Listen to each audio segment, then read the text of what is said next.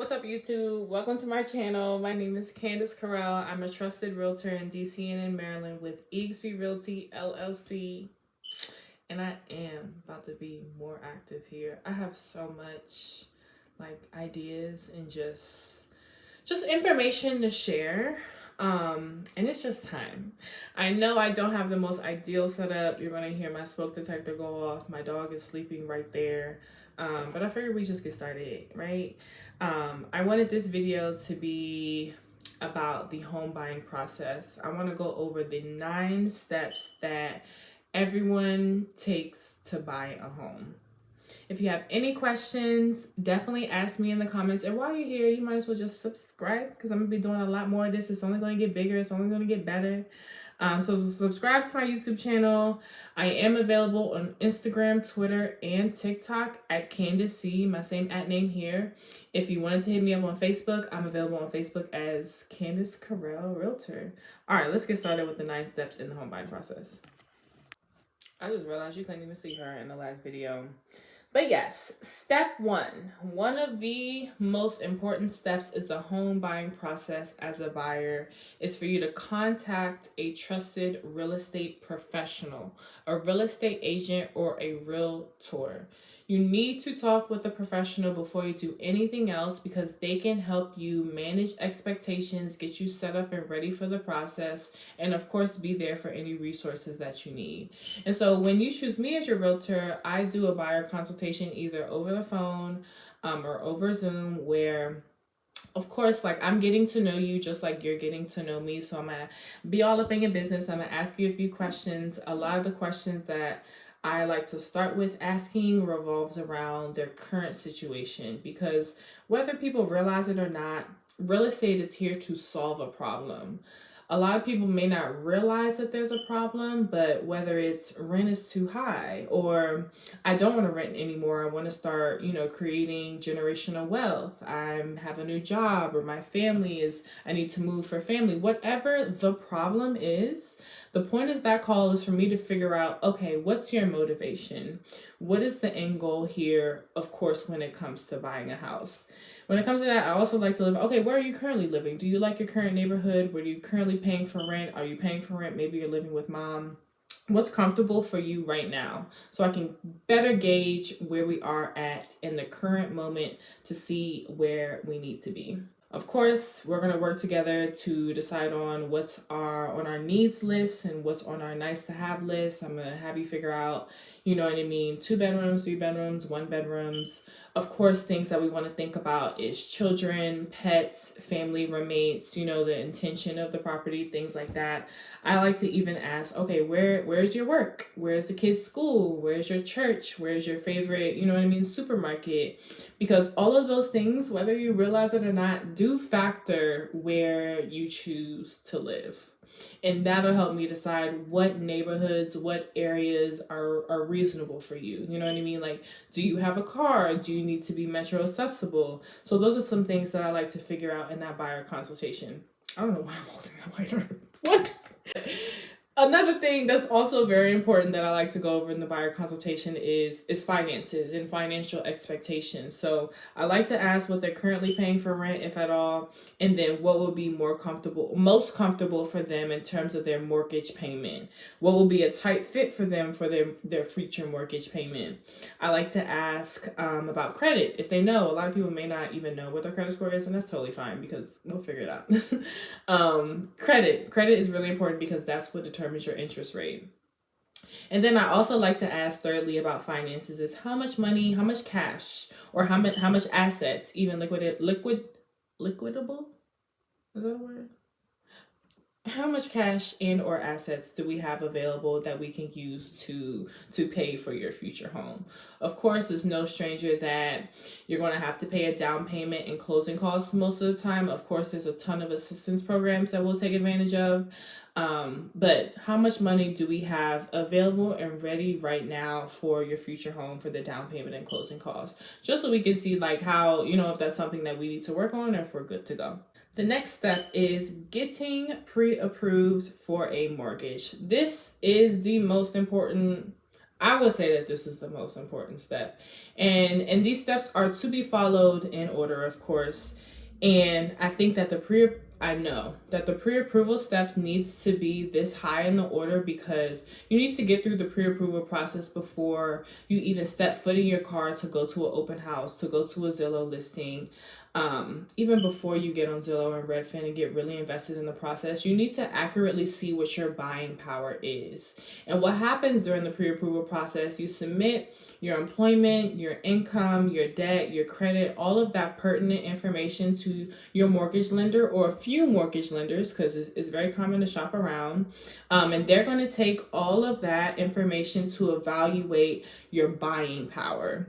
And this is important because it accurately gives you an expectation for what we can take as, kind of like your number and go shop with that. So a lot of people think that, oh yes, I want to buy a $400,000 home. But when you go through the pre-approval, this will solidify you if we can go for that price range or if maybe we can go for a little bit more. And it's important to go through this process first because, like I said, it manages expectations, because if you go out to look at a home that you think is in your price range and then come to find out it's not, that's heartbreaking. And we don't want to self-inflict that attachment to a home that we knew that we could never afford. Or maybe you can afford a lot more, so you were minimizing your expectations, not realizing that maybe you can have that double oven, whatever. Like maybe you can afford a lot more than you think. So it's really important to go through the financing, the pre-approval, all that stuff on the top end, because also if you go and see a home and you love it and you want to put in an offer that day, they're going to ask for a pre-approval letter. And this process can take 1 to 3 days or maybe even up to a week, depending on how fast you give your documentation. So you just want to be ready to go already ahead of time. After you get your pre-approval letter, it's going to have that amount of the home for your buying power and your loan type and your projected interest rate. This pre-approval letter is good for about 6 to 90 days, so it's not good for forever.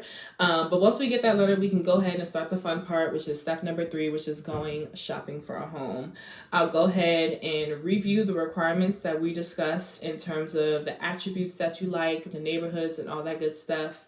And then put that into the portal of the MLS that I have access to, which is the multiple listing service. And then I will put you on an email listserv so that you get updates from me from whatever timing that we discuss, whether it's once a week, 2 times a week, 3 times a week. Mostly not every day because it's kind of overwhelming, where you'll get updates of all of the homes on the real estate market that fit your criteria and price range. So you'll get to take a look at what I see. I know a lot of folks like to look at Zillow and Redfin, and they'll have a lot of numbers that are inflated or just not accurate. What I send you through the MLS is the real estate database. Zillow, Redfin, all those sites pull from the MLS and then they do their configuration, but the MLS, it is what it is. When I list a home, I list it on the MLS. Like, that's what you want to look for. And of course, only real estate professionals have access to that, so you have to call me so I can plug you into that resource. If you see a home that you like, all you got to do is text me, or even in a portal, you can put a note there. We can go ahead and go schedule a showing to go visit. And this process is kind of just up to you. I usually don't like to schedule more than like 3 showings a day, because after like the 4th, 5th, 6th house, like they all look and feel the same. So usually, I'll have people send me their top 3. We'll go see them. And then that leads into step number 4, which is even more exciting. Step number 4 is, once we found the one, or the one that we think is the one, we intend to prepare or make an offer, put an offer on a home. So this is when we come together as a team, lending, title, even inspection sometimes, to figure out how we can prepare the most ideal offer for the seller so they can just be like, yes, this is great. We agree to the terms. Let's go ahead and move on to the next step.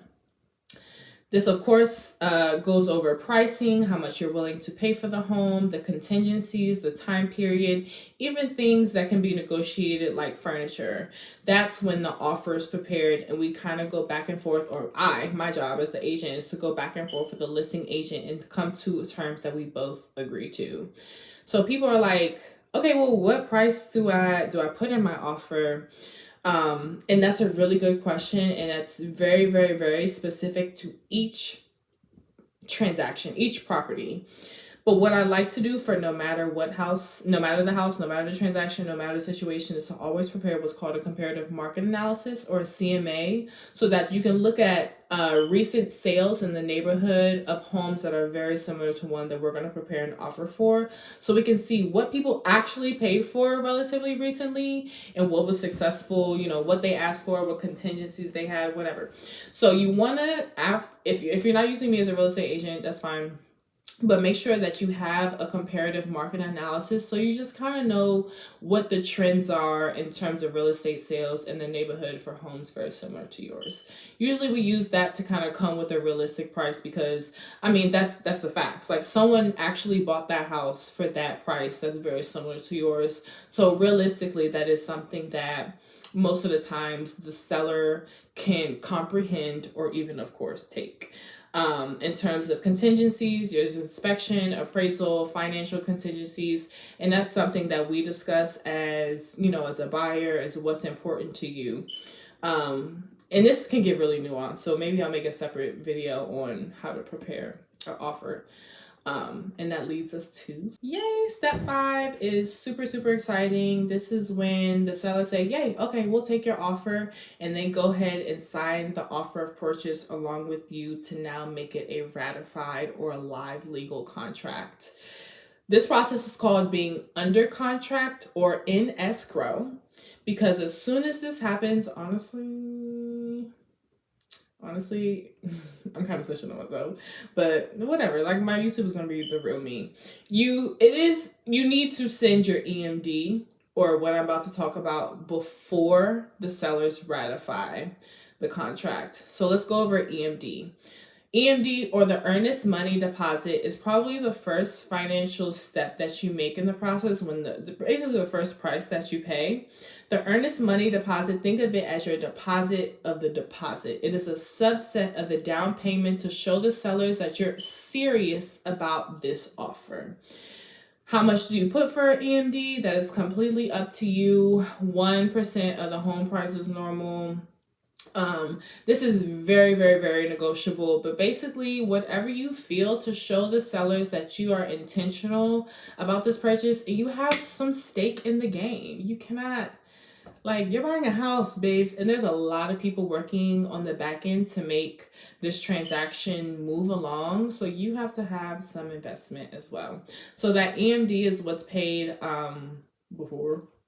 before you place an offer. But once you actually go under contract, those funds are in an escrow account, typically held by the title company or the third party, so that the sellers don't touch it. Obviously, you as the buyer don't touch it. And it acts as kind of like just kind of holding over our heads to make sure that everyone does what they're supposed to do. If someone does not do what they're supposed to do, then that's when that EMD is lost. So if you as the buyer, you no longer can get approved for the mortgage loan, then you do lose that EMD.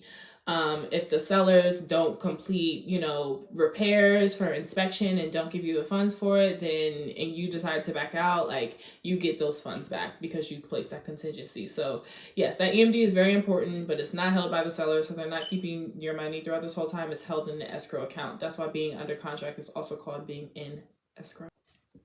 Also, this is throughout the time period where we'll go ahead and fulfill the appropriate contingencies that we place. The two common ones are the inspection and appraisal. Pretty quickly after we go under contract, I'll have my home inspectors do a thorough job at inspecting the home inside, out, water, electric, HVAC, everything. And I like to have my buyers there because you learn a lot about the home, because like I said, my preferred inspectors are pretty thorough, and they'll talk through everything and also give you a comprehensive report, good and bad. And when we have the contingency, if there's anything the inspector comes back and says, hey, the sellers need to fix this, they either have to repair it by a licensed person, or they have to give you the funds so that you may repair them themselves. So that's something that either has to happen when we have that contingency. Throughout this period, This is also, this kind of bleeds into the seventh step, which is called the financing period. This all kind of happens around the same time where you lock in your mortgage loan and your interest rate. It's also the time where the lender will send out an appraiser to objectively evaluate the value of the property. So just because we paid $400,000 does not mean that the home is actually worth that. The appraiser is going to come in, look at the neighborhood, look at the structure, look at the facade, look at the how many bedrooms, bathrooms, like what is in the home that gives it the value. And they're going to evaluate that value and go back to the lender and say one, two, or three things. Really two things. Either the home is at value, meaning the home is worth the $400 that we paid for, or maybe best case is worth $450. In the case that the appraisal comes back higher than what we paid for, that's amazing news. That means you get free equity in the home. If the appraisal comes back lower than what we paid for, as long as we have the contingency, we can come back to the seller and say, hey, the appraisal actually came back at $350. And this is important because the bank will not lend you the $400 if the appraisal says the value is only at $350. They're like, I'm not giving you $400 for a $350,000 home.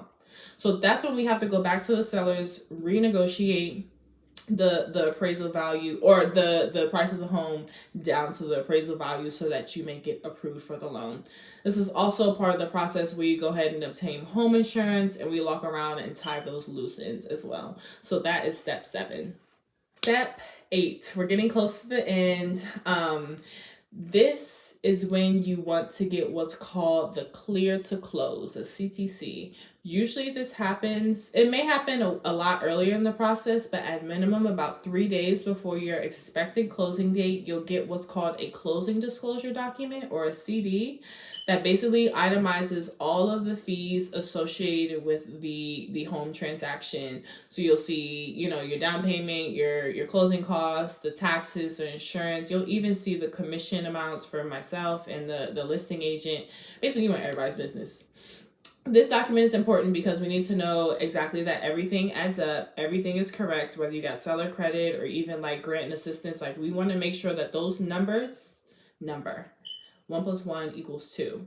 So I like to go over this with my buyers once we receive it, usually, like I said, about 3 days before, so we know exactly how much money to bring to the closing table in just a couple of days. Last step, the most exciting step, is closing day.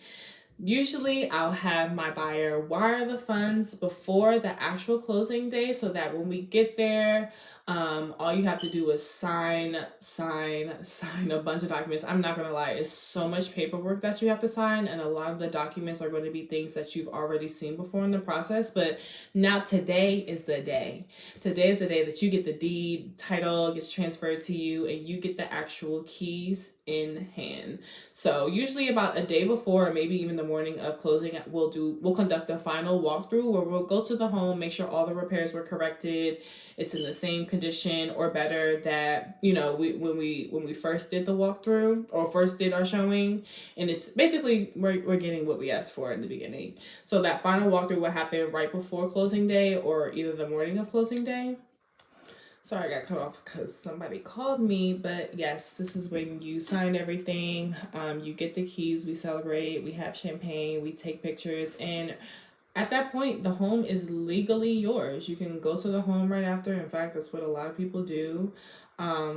But yeah, those are the 9 steps from step 1, contacting me, to step 9, getting your keys. That's really typically how this all works. In terms of the timeline, it can definitely vary.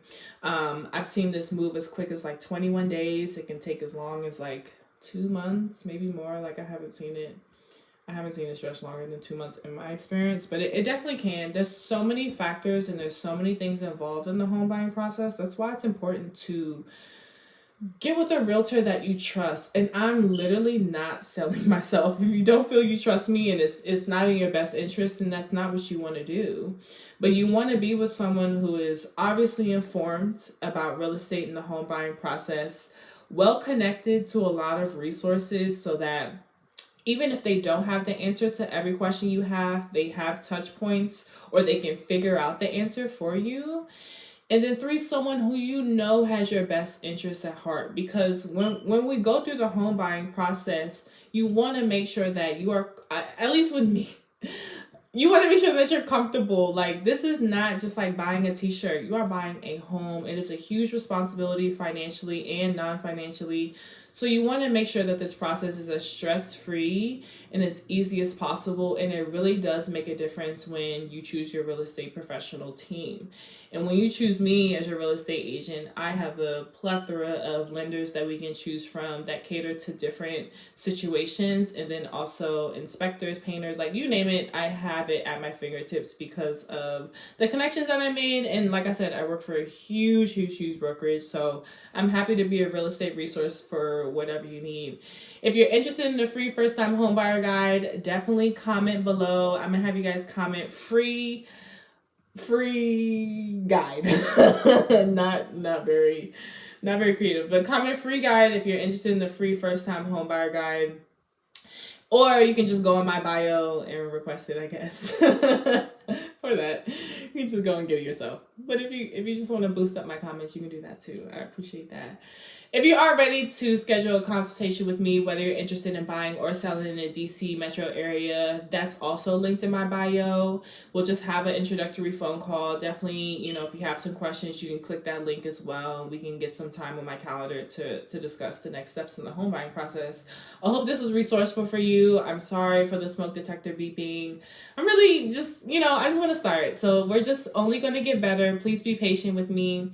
If you have any feedback, definitely leave that in the comments below. Don't forget to subscribe, like, comment, and share.